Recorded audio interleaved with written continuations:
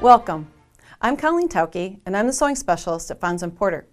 In this video tutorial, we're going to work with a pattern called All Inked Up. For the pattern or purchase of this pattern, visit our website.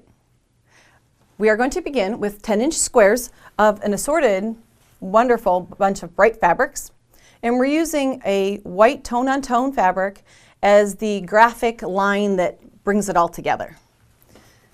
Okay, we're going to take those 10-inch squares, and you'll notice in the pattern that we're going to use 4 of them, and what we would normally consider to be a 9-patch, or a 4-patch, I'm sorry.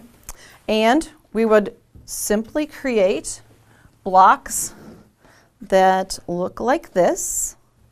And since most of us have created, or maybe this is your first quilt project, that'd be a great way to start. You would simply join blocks with a 1/4-inch seam, like this, and you would stitch a 1/4-inch seam here and here, which would then create 2 rows, and you'll join the rows together to come up with a 4-patch block.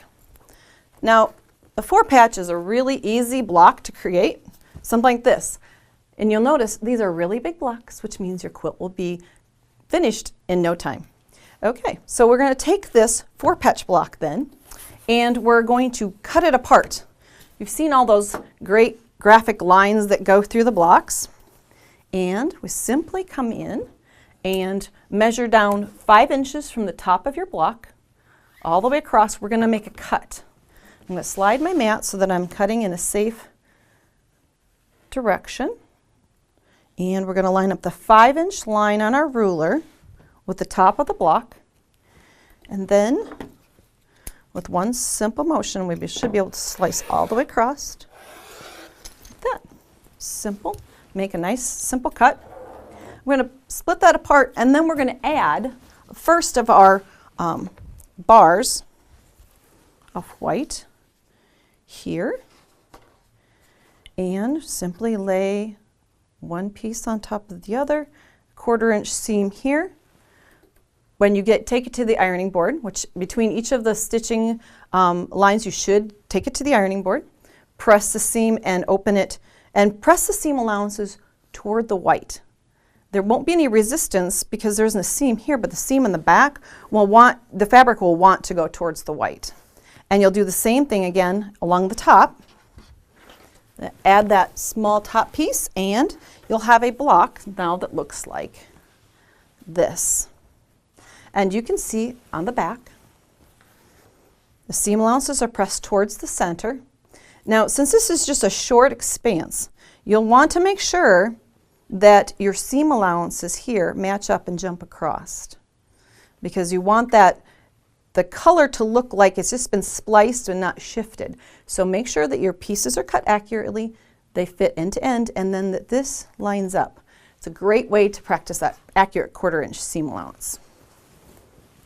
Okay, now, if you look at our blocks, there's one more cut you have to make, and that is to go straight down along here. And we're going to rotate that again so that I can cut in a safe manner. And you're going to make a 5-inch cut again along this side of the block. Now, once you get really good at these, you might go through and make 4 or 5 blocks and stack them up. But it depends on how comfortable you are cutting through, because sometimes when we cut multiple blocks, we can make multiple mistakes really quickly. But just keep our widths about us, the 5-inch mark. We've spliced here.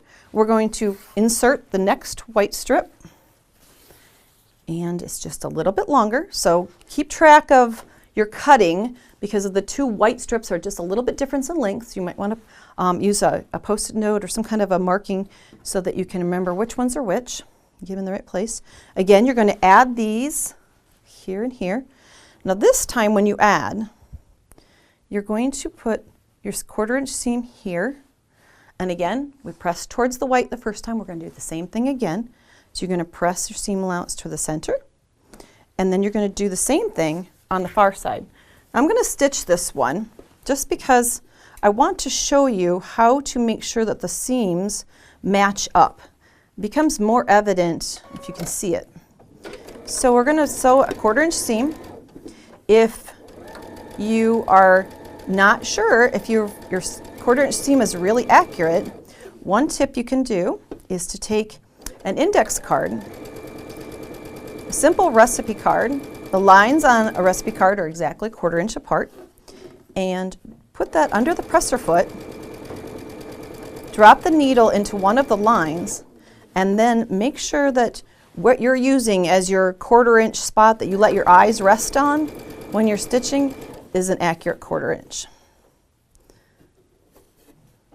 It's always good for us to go back and just double check our accuracy as we go along. Some of our patterns, accuracy is, close counts, but when we're working with a lot of really strong graphic lines like this, you might want to make sure it's really good and accurate. Okay, now I would normally go and press this flat, set the seam, then come in and press the seam allowance out. But just for time here, we're going to just quickly use a finger press and get it to lay flat. Now, the idea is that I want this line to be perfectly lined up so it looks continuous through. So when I lay this on top, you'll notice that there's a little way for you to keep that accurate. You notice that these seam allowances lay right on top, like a channel, across the block. So if those are matched up there, then they're going to be continuous. You can feel that with your fingernail all the way across. Put 2 pins in there, hold it in place, seam, and when you open up, you're going to have a perfect intersection of these lines that will weave all the way through your quilt. Now, you go through and make 20 blocks like this to complete the quilt. It's 4 across and 5 down. Now, when you look at it, you'll notice that not all the blocks, this would be the top of the block that you would create, but not all the lines are in the top left-hand corner. Sometimes they're rotated to create this overall effect. And so you're going to want to make sure that when you get done laying out your quilt, before you put the rows together and join rows, that you have them all intersecting properly. If you would like more on the technique of joining and we call it row alignment, you can visit our website, and on there you'll find what we call Sew Easy lessons. And it'll be a more in-depth approach to how to align your rows throughout your quilt.